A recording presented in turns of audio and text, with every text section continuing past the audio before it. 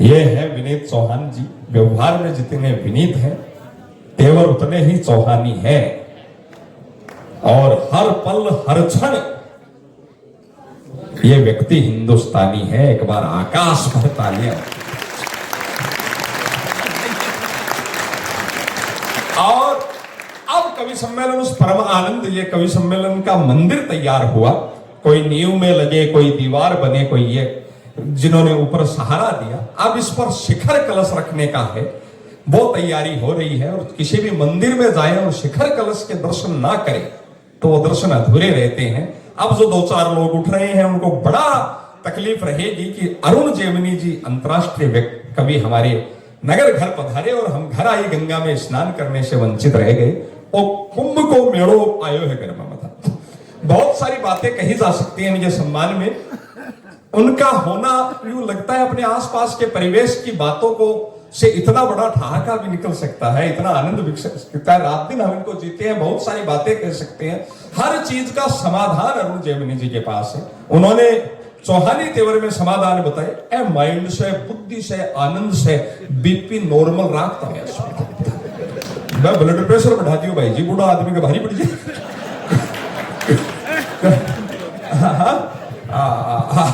ओ आदमी या चलतो फिरतो तो विनीत चौहान जी मारा बहुत आदरणीय, पर वो चलतो फिरतो आपको ब्लड को प्रेशर 280 पर उबलतो रहे। जना में तो बाइक ने बैठावा दे भाई क्या आप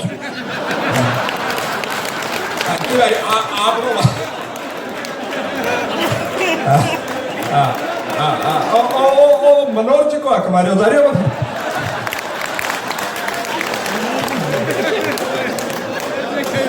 राम जी देखे ऐसे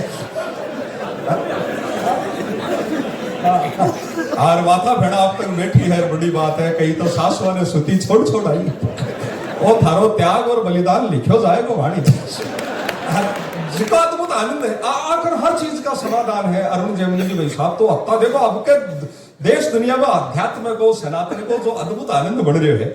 महाकुंभ 60 करोड़ लोग भाई साहब 50 दिनों में, मात्र 50 दिनों में तीर्थराज प्रयागराज में 3 नदियों के संगम में देश दुनिया से 60 करोड़ लोगों ने स्नान किया।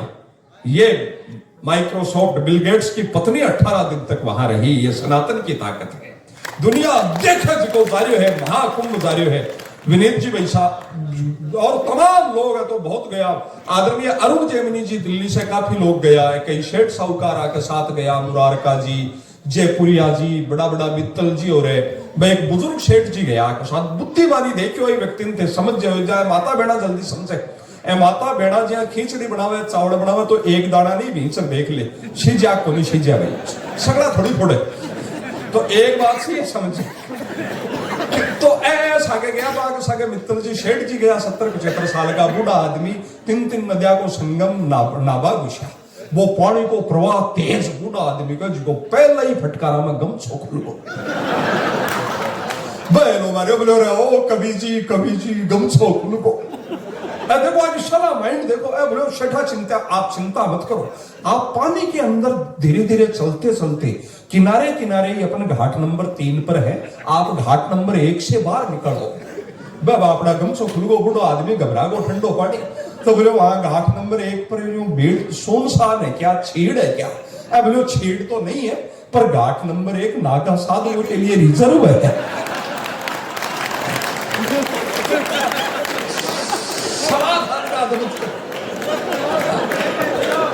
बहुत पॉजिटिव आदमी, हर बात ने बहुत चीज में संभाल ली। के पड़ोसी की पत्नी आ कड़ी आई, बोली मैं मां सुनी की काल थे पड़ोसन के सागे फिल्म देखवा गया। एबी का दोस्त है बात में समझे समझ। बोले मां सुनी काल थे पड़ोसन के सागे फिल्म देखवा गया बड़े करोल बाग में।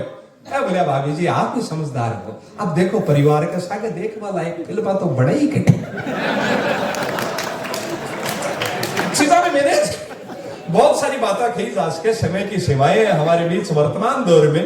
पूरे हिंदुस्तान में हास्य के जो 3 शिखर कवियों के नाम लिए जाए तो उनमें एक परम आदरणीय नाम जिन्होंने अपना जीवन लोगों की मुस्कान के लिए समर्पित किया है, अरुण जेमिनी जी हमारे बीच है। एक बार सारा सदन दोनों हाथ ऊपर।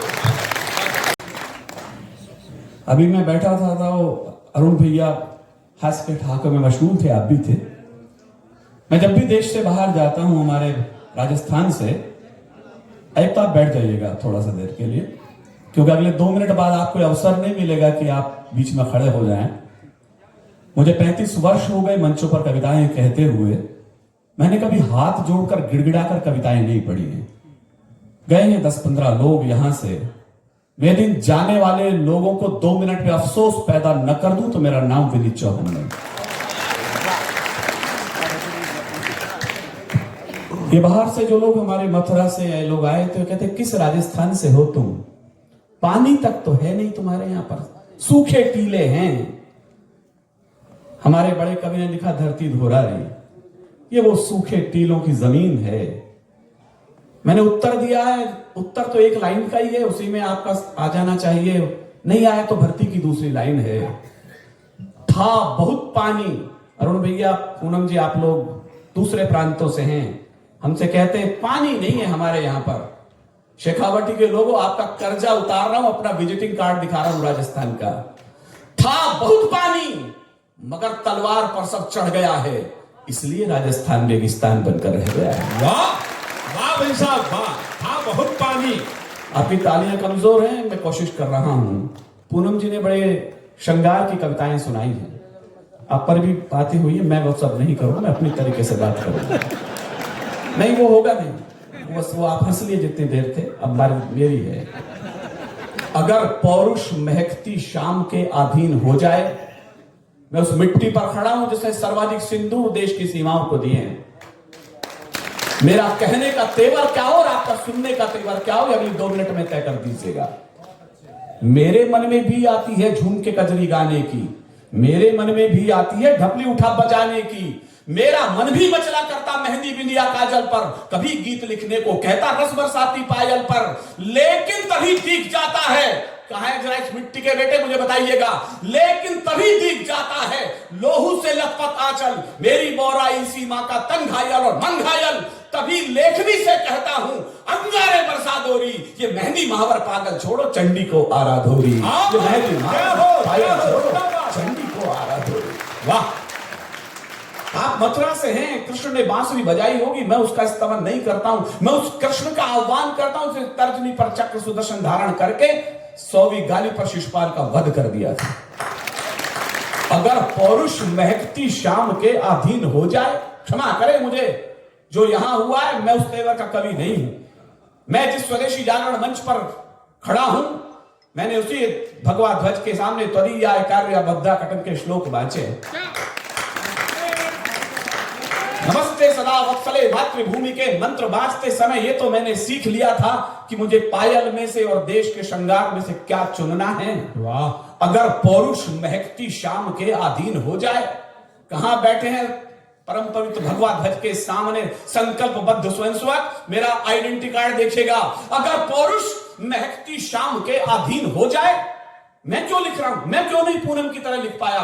अगर पौरुष महकती शाम के अधीन हो जाए, तुम ही बोलो कि रण में बाजुओं को कौन तोलेगा। ताली गलत जगह आ गई, अगली ताली पर पीछे तक के हाथ खड़े चाहिए मुझे। अगर पौरुष महकती शाम के अधीन हो जाए, तुम ही बोलो कि रण में बाजुओं को कौन तोलेगा। अगर हम भी जुल्फ चुंबन की भाषा बोलने लग जाएं, कहो फिर आग की भाषा को आखिर कौन बोलेगा। कहो फिर आग की भाषा को आखिर कौन बोलेगा। जब मेरे पास फोन गया सीताराम जी पर हमारे कार्यकर्ताओं का, तो उन्होंने कहा झुंझुनू चले आइएगा, सूरजगढ़ चले आइएगा। हरीश भैया, आज कम से कम 10 कवि सम्मेलन, 20 कवि सम्मेलन हिंदुस्तान में होंगे सीताराम जी। और याद रखिएगा, बंबई कलकत्ता के लिफाफे यहां से ज्यादा बड़े होते हैं। उसके बाद भी मैं यहां इस छोटे कस्बे में खड़ा क्यों, मेरा एक ही कारण है। मैं यदि आज बंबई होता और सुबह एयरपोर्ट की तरफ जाता, मेरी बात को सन्नाटे के साथ सुनिएगा। या आपको लगे कि मैं आपकी मिट्टी की सही बात कर रहा तो ताली बजाना, वरना चुप रहिएगा। मैं दिल्ली एयरपोर्ट पर या बंबई एयरपोर्ट पर होता सुबह 5 बजे, तो मैं सड़कों पर सफेद कुत्तों की चैन पकड़े हुए लड़कियां घूमती, अधनंगी लड़कियां देखता, और अगली बात पर एक भी हाथ खामोश न रहे। मैं दावा करता हूं, जब मैं सुबह सूरजगढ़ से अपनी गाड़ी में अलवर के लिए रवाना होऊंगा 5 बजे, सेना के लिए कसरत करते हुए जवान सड़कों पर दिखाई देंगे। यही इसमें कावड़ते की मुक्ति है। वाह वाह, ये धरती रण में दुश्मन दुश्मन का कोई एहसान नहीं रखती। क्या है शेखावाटी की मिट्टी? ये धरती रण में दुश्मन का कोई एहसान नहीं रखती। जुगनू की जोड़ी झुक जाए ऐसे दिन मान नहीं रखती। मैं गया उस करगिल की मिट्टी पर, शायद मैं इकलौता कवि उस भीड़ में से। मैंने उसी टाइगर ही के नीचे भी कविताएं पढ़ी हैं जहां आपके 532 बेटों ने खून से वंदे मातरम लिख दिया था। अभी हिंदुस्तान का मैं पहला कवि आपके सामने बोल रहा हूं। ये धरती और वहां पर सर्वाधिक बेटे, जैसा भैया ने बताया, वह सूची लगी हुई है। सर्वाधिक बेटे यदि किसी मिट्टी के हैं तो वो झुंझुनू के बेटों के नाम लिखेगा। मैं पूरी जिम्मेदारी से 3 कैमरों के रिकॉर्डिंग के सामने बोल रहा हूं, ये धरती रण में दुश्मन का कोई एहसान नहीं रखती। क्या है आपके मिट्टी के बेटे खड़े हो यदि वहां पर्वत की चोटियों पर तो आपकी तालियां उन्हें गर्माहट पहुंचाएं। ये धरती रण में दुश्मन का कोई एहसान नहीं रखती। जुगनू की जोड़ी झुक जाए ऐसे दिन मान नहीं रखती। इस लाइन पर मुझे आपकी भरपूर तालियां चाहिए। ये धरती रण में दुश्मन का कोई एहसान नहीं रखती। जुगनू की जोड़ी झुक जाए ऐसे दिन मान नहीं रखती। और सीमा पर दुश्मन की जाकर जो मां का दूध लजा आए, ये मिट्टी ऐसी कोई भी कायर संतान नहीं रखती। ये मिट्टी ऐसी कोई भी कायर संतान नहीं रखती। ये मिट्टी ऐसी कोई भी। प्रणाम, अभिनंदन। मैं वहां गया तो मैंने देखा चाइना बॉर्डर पर गलवान घाटी की तरफ भी हम लोग कविता के लिए गए, तो वहां पर हमारे सैनिकों के शव, 40 शवों के रक्त से भीगी हुई मिट्टी मैंने देखी। मैंने राजनाथ सिंह से कहा, सर ये हो क्या रहा है? कह रहे विनीत जी, चाइना बॉर्डर पर हमारी सीमा रेखाएं स्पष्ट नहीं है।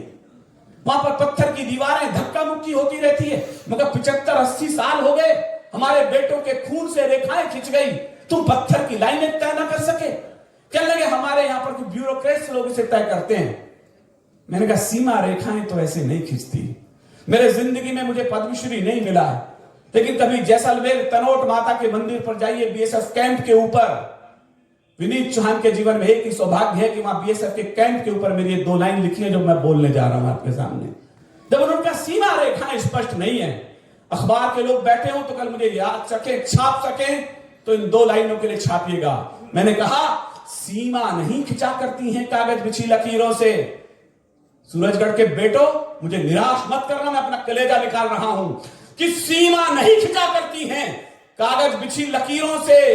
ये घटती बढ़ती रहती हैं वीरों की शमशीरों से। घटती बढ़ती रहती हैं वीरों की शमशीरों से। ये घटती बढ़ती रहती हैं वीरों की शमशीरों से। कहले जब देखो राजस्थान के कवियों को खून बहाते रहते हैं। किसके लिए? इस मिट्टी, ये सूखे रेत के लिए। पानी नहीं है, खून बहा रहे, क्यों? मैंने कहा जैसलमेर बॉर्डर से पाकिस्तान ज्यादा दूर नहीं है। 2 लाइन और सुन लो। काश ईश्वर से प्रार्थना करता हूं, मां सरस्वती से, ऐसी 2 लाइन मुझसे और लिखवा ले तो मैं खुद को कवि होने का भ्रम पाल लूंगा। लोगों ने कहा इतनी सूखी मिट्टी है, खून क्यों बहा रहे हो? मैंने कहा चिनगारी के पास रहें। 4 भी समझदार श्रोता इस भीड़ में हैं तो मेरा कविता लिखना सार्थक है, आपका सुनना सार्थक है। मैंने कहा चिनगारी के पास रहें तो शौले और भड़कते हैं, कायर बैरी ललकारे तो बाजू स्वयं फड़कते हैं। कहां है समझदार श्रोता? किस कोने में बैठे? मुझे पता लग जाएगा कि चिनगारी के पास रहें तो शौले और भड़कते हैं, कायर बैरी ललकारे तो बाजू स्वयं फड़कते हैं। मातृभूमि का एक कण भी उड़कर उस पार नहीं जाए, इस कारण सूखी मिट्टी पर शोणित लोग छिड़कते। मुझे अच्छा लगा आप कविता का आवाज रख दिया आपने। मुझे अच्छा लगा कि कविता समझने वाले लोग, यार हम बंबई कविता सुनाने जाते हैं, सत्सरी श्रोता यहां बैठे हुए।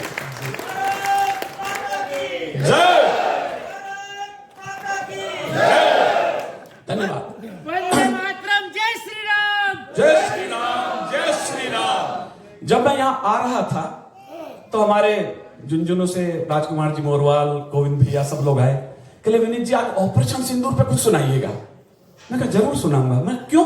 अरे कहला वो पाकिस्तान से आतंकवादी आते हैं, उनके खिलाफ आप पाकिस्तान पर गरजिएगा। माफ कीजिएगा साहब, मुझे घर के गद्दारों से फुर्सत मिले तो मैं पाकिस्तान से बात करूं। बहुत बड़ी बात, बहुत सच्ची बात। मैं बिना बात नहीं बोल रहा हूं। मैं आपसे पूछना चाहता हूं सर, जो कुछ लाल किले के सामने विस्फोट किया गया था, क्या वो लोग पाकिस्तान से आए थे? जी नहीं, वो आपके यहां के लोग थे। जिन लोगों ने फरीदाबाद में विस्फोट किया था वो सामान्य लोग नहीं थे, वो डॉक्टर्स, एमबीबीएस डॉक्टर थे। अब तो इस बात पे भी शक होने लगा है कि हमें इन तथाकथित इस शब्द को समझिएगा। इन तथा कथित लोगों के, धर्मावलंबी लोगों के डॉक्टरों से इलाज कराएं भी कि न कराएं। वाह! अब तक लोग कह रहे थे बेपढ़े जाहिल लोग करते हैं, एमबीबीएस डॉक्टर्स लोग शामिल मिले उसके अंदर में। आपको तो घाव पर मरहम लगाना चाहिए था। बड़ी बात। मैं उन डॉक्टर से कह रहा हूं, और लोग कहते मजहब नहीं होता कोई आतंकवाद का, तो फिर हर आतंकवादी एक ही मजहब का क्यों निकलता है सर? बड़ी बात। डॉक्टर्स तक उस मजहब के लोगों ने काम किया। मैं लानत भरी 4 लाइन बोल रहा हूं, आपको तो घाव पर मरहम लगाना चाहिए था। वो जेल में है डॉक्टर्स इस समय, लेकिन आपकी तालियां थप्पड़ की तरह उनके पास पहुंचे। आपको तो घाव पर मरहम लगाना चाहिए था, आपको तो जहर को अमृत बनाना चाहिए था। अगले लाइन ठग से लगे तो तालियों में तब्दील कीजिएगा। आपको तो घाव पर मरहम लगाना चाहिए था, आपको तो जहर को अमृत बनाना चाहिए था, और जिंदगी देनी थी तुमको, मौत बांटी है मगर चुल्लू भर पानी में तुमको डूब जाना चाहिए था। वाह! जिंदगी देनी थी तुमको, मौत बांटी है। क्या बात करूं मैं इन लोगों से करूं? मोइन शादाब का एक शेर सुन लीजिएगा, इससे ज्यादा तलख बात मैं आज कह नहीं सकता था। सांप जब तक आस्तीनों के न मारे जाएंगे। करते रहिए आप देशभक्तियां, वो अपनी जगह पर हैं।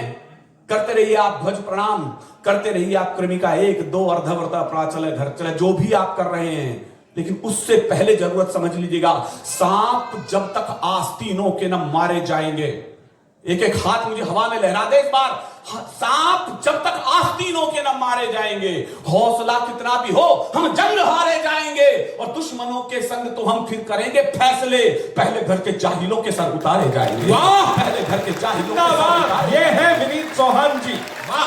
पहले घर के जाहिलों के सर उतारे जाएंगे। तब मैंने कहा कि आतंकी कैसे घुस आए लाहौरी दरबारों से, कश्मीर में वो लोग आ गए। मैं पूछना चाहता हूं, सुकरात ने लिखा है सर, जब भी आप एक उंगली सामने वाले की तरफ करते हैं तो 3 उंगलियां आपके गिरेबान की तरफ भी झांकती हैं। मैं पाकिस्तान से बात नहीं कर रहा, मैं अपने देश के प्रधान से पूछना चाहता हूं, ऐसे टाइगर के रहते हुए ऐसे कायर सियार यहां तक पहुंचे कैसे? मैं जानता हूं कि आप कहां ठप्पा लगाते हैं, बस किसी का नाम विनीत चौहान है। मैं पहला कवि हूं जिन्हें अटल जी, बिहारी वाजपेयी जी के साथ भी कविताएं पढ़ी हैं लाल किले से। मोदी जी के सामने मैंने 16 बार कविताएं पढ़ी हैं। मेरी किताब का विमोचन मोदी जी ने किया है, लेकिन उसके बावजूद मैं उनके चरण चुंबन की भाषा बोलूं, ये तो हमारे बहुत पहले हमारे एक प्रचारक थे गोपी जी भाई साहब, उन्होंने सिखा दिया था कि जब भी राष्ट्र में से और व्यक्ति में से चयन करना पड़ जाए तो राष्ट्र को पहले स्थान पर रखना, व्यक्ति को दूसरे स्थान पर रखना। बहुत आतंकी कैसे घुसाए लाहौरी दरबारों से? अब जरा दुशाले उतार लीजिए, और इस मिट्टी की वंदना में आपने स्वर गाए हैं सुबह सुबह प्रातः काल 6 बजे प्रभात शाखा में, तो सायं भाग कार्य आपके सामने आपकी बात कर रहा है। आतंकी कैसे घुसाए लाहौरी दरबारों से? लगता है कुछ चूक हुई है अपने पहरेदारों से, वरना खून नहीं बहता यूं भारत मां के लालों का। अगर पहले उत्तर दे देते इन सारे भूचालों का, हम मौन रहे, खामोश रहे, कांटों की बात लगा बैठे।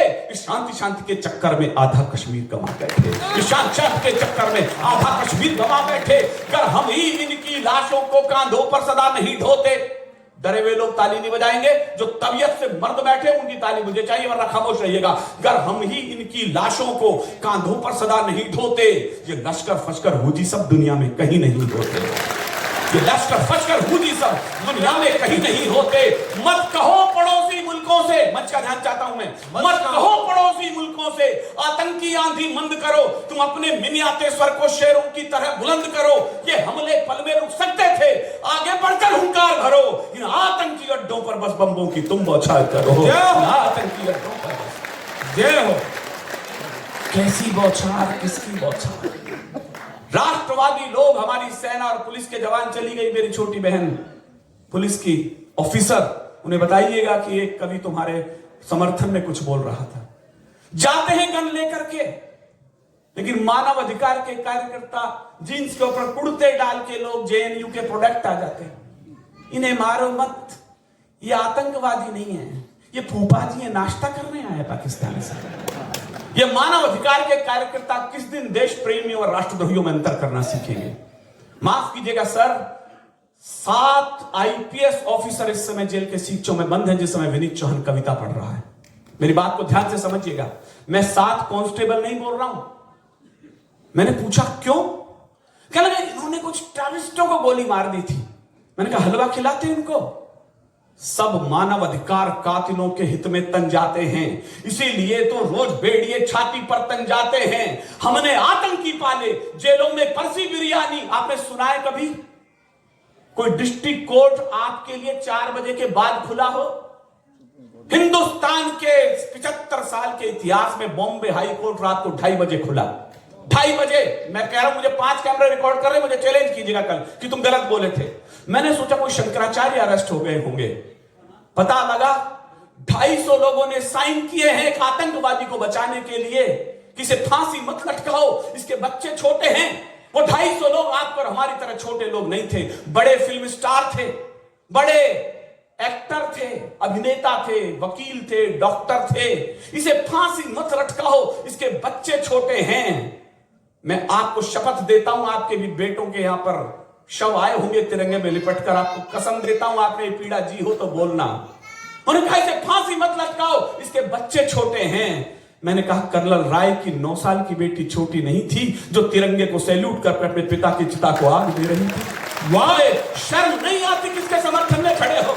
हमने आतंकी पाले, जेलों में परसी बिरयानी, हर सैनिक की विधवा रोई, आंखों में आया पानी। 20 खून करके भी वो सब क्षमादान पा जाते हैं और शहीदों की कुर्बानी पर मातम छा जाते हैं। उठो नया कानून मांग लो। केवल वो ताली बजाएं जो मेरे कानून से सहमत हो। नहीं सहमत तो आप चुप रहिएगा। विनीत चौहान अकेला भी गाने वाला बचा हिंदुस्तान में इस कानून को, तो मैं अकेला गाऊंगा। मुझे हिम्मत दीजिएगा।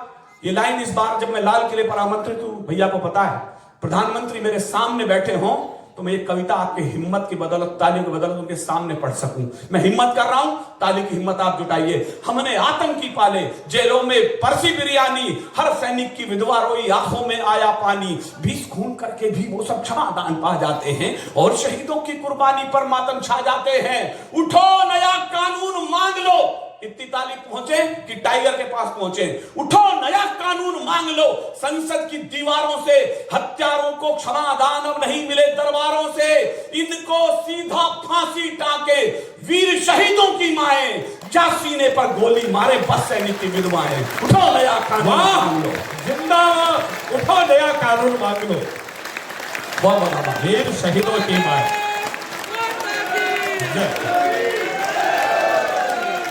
जय शिवा सरदार की। बहुत बहुत शुक्रिया। एक छोटी कविता मैं सुना देता हूं, अच्छी लगे मैं सुना रहा हूं, बुरी लगे राजकुमार मोरवाल जी सुनवा रहे सेवाराम जी, उनको पकड़ लेना। मेरी कोई गलती नहीं। आप कहें तो मैं ऑपरेशन सिंदूर पर एक ताजा कविता बोल दूं, आपका मन हो तो 5 मिनट का समय मेरे पास कि बिरसन घाटी साक्ष्य बन गई आतंकी अंगारों की। मैंने आंसुओं से भीगकर कविता लिखी है, विनीत भाव से लिखी है, लेकिन चौहानी तेवर मेरा बाहर ना आया तो फिर मैं काहे का कवि। बिरसन घाटी साक्ष्य बन गई आतंकी अंगारों की।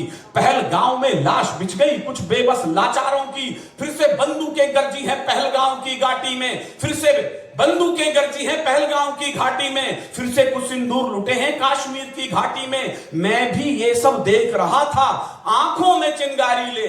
इतिहास तो अभी तक ऐसा ही रहा था कि शायद कुछ होगा कि नहीं होगा। मैं भी ये सब देख रहा था, आंखों में चिंगारी ले। क्या इतिहास लिखा जाएगा कर में तेज कटारी ले? क्या फिर कोई भीम प्रतिज्ञा लेकर नहीं खड़ा होगा? क्या बैरी का मस्तक मां के चरणों नहीं पड़ा होगा? ये सोच रहा था मैं।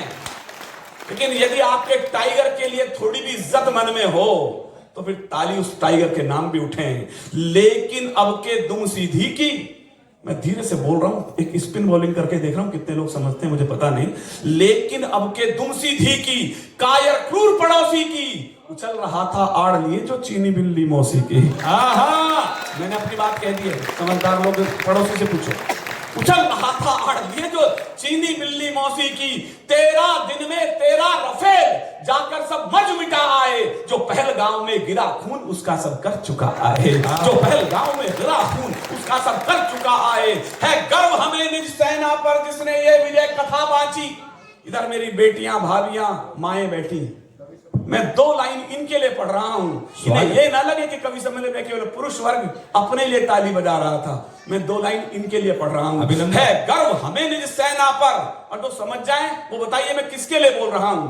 है गर्व हमें निज सेना पर जिसने ये विजय कथा बांची, इस बार बेटियां दुश्मन के सिर पर चंडी बनकर नाची। वाह, बेटियां दुश्मन के सिर पर चंडी बनकर नाची, इस बार बेटियां दुश्मन के सिर पर चंडी बनकर नाची। लेकिन मुझको क्यों लगता है, अब मुझे लग जाएगा भाजपा वाले कहां बैठे हैं और एक आध कांग्रेसी कहां फंसा हुआ है। अब दिल कैड़ा कर लेना, बाद में कहो सेवाराम जी से भाई साहब किसको बुलाया आपने, वो तो अपने खिलाफ पड़ गया दिखता है। तो चेयरमैनशिप खतरे में नहीं आया इसलिए जल्दी बोल रहा हूं। लेकिन मुझको क्यों ये लगा हो, तो फिर कह रहा हूं देश को बड़े स्थान पर रखना। विनीत चांद हिम्मत से बोल रहा है, स्वागत। आपको भी लगा हो ऐसा जब युद्ध विराम हुआ। लेकिन मुझको क्यों लगता है ये सांप ठीक से मरा नहीं। मैंने बात कह दी, आप चुप रह गए। लेकिन मुझको क्यों लगता है ये सांप ठीक से मरा नहीं, फन पूरा कुचला जाना था पर पैर ठीक से धरा नहीं।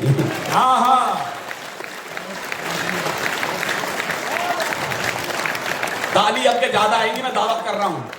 लेकिन मुझको क्यों लगता है ये सांप ठीक से मरा नहीं, और इसी का नाम विनीत चौहान है।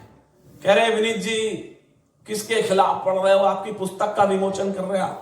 मैं कहा नहीं, मेरा बड़ा पुरखा बाबा दिनकर लाल किले की सीढ़ियां चढ़ रहा था, उनके आगे आगे नेहरू जी सीढ़ियां चढ़ रहे थे। अचानक पैर लड़खड़ाया नेहरू जी का, दिनकर जी ने बांह पकड़ ली। नेहरू ने कहा धन्यवाद दिनकर, तुमने मुझे गिरने से बचा लिया। राष्ट्र कवि दिनकर ने कहा धन्यवाद की कोई जरूरत नहीं है नेहरू जी, जब जब देश की राजनीति लड़खड़ाएगी साहित्य उसकी बांह इसी तरह पकड़ लेगा। वाह, इसलिए मेरी हिम्मत को दाद देना, मैं कहां बोल रहा हूं, किसके सामने बोल रहा हूं। लेकिन मुझको क्यों लगता है ये सांप ठीक से मरा नहीं, फन जिसका कुचला जाना था वो पैर ठीक से धरा नहीं। काश तुम्हारे शांति मंत्री, यदि आपकी आवाज विनीत चौहान बोल रहा हो तो मुझे हिम्मत दीजिएगा कि मैं इस बार लाल किले से उनके सामने कह सकूं, काश तुम्हारे शांति मंत्री केवल 2 दिन को रुक जाते, चांद सितारे वाले झंडे मां के चरणों में झुक जाते। वाह,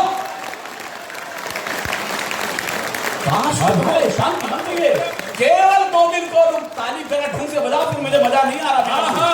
जय हो। काश तुम्हारे शांति मंत्री केवल 2 दिन की तो बात थी, काश तुम्हारे शांति मंत्री केवल 2 दिन को रुक जाते, चांद सितारे वाले झंडे मां के चरणों में झुक जाते। अब भी है उम्मीद हमें के, घाव भरोगे पहलगाम के, दुनिया को उत्तर दोगे तुम दुश्मन दल की धूप छांव के। जागो अंजनी पुत्र दोबारा, उम्मीद तो उसी से है। जागो अंजनी पुत्र दोबारा, बजरंगी सा रूप निहारो, रावण की चालों को समझो, दुश्मन को गिन गिन कर मारो। मैं हूं जामवंत नलयुग का, तुम्हें जगाकर ही छोड़ूंगा। मां सीता पर हाथ उठा दो, तुम तोड़ो या मैं तोड़ दूंगा। मां सीता पर हाथ उठा दो। वाह, अब सौंप दिए इस जनता को सब कष्ट तुम्हारी झोली में। इससे ज्यादा बहुमत क्या देती। बीएमसी जिता दी, बिहार जिता दिया, 14 से जीती रहे हो। अब सौंप दिए इस जनता ने सब कष्ट तुम्हारी झोली में। इस भारत मां ने टांक दिए अक्षत माथे की रोली में। अब तुम पर निर्भर है इसके माथे की पीर हरो कैसे। जो वादे किए देश भर से उन सबको पूर्ण करो कैसे। गांडीव रखो या कदो शस्त्र, ये सब निर्भर अब तुम पर है। पर भारत मां की पीर हरो, ये जिम्मा केवल तुम पर है। पर भारत मां की पीर हरो, ये जिम्मा केवल तुम पर है। उठो नए हनुमान, कविता के सारथी लोग मुझे विदा कीजिएगा। उठो नए हनुमान, तुम्हें ही नव सागर को लगना है। लंका में जो सिया कैद, उसके कष्टों को हरना है। तुम भी अगर नहीं गरजे तो कौन घाव सहलाएगा। अश्रु बहाती भारत मां को धीरज कौन बधाएगा। अलंक दहन की आखिर में बढ़ती उम्मीद तुम ही तो हो। हर आतंकी बकरे की बस बकरा ईद तुम ही तो हो। हर आतंकी बकरे की बस बकरा ईद तुम ही तो हो। उठ करके बाहों में भर लो, मुझे विदा कीजिएगा और मेरे साथ बोलिएगा, उठ करके बाहों में भर लो, सारा आकाश तुम्हारा है, सीमा पर दुश्मन से कह दो ये हिंदुस्तान हमारा है। बहुत बहुत शुक्रिया।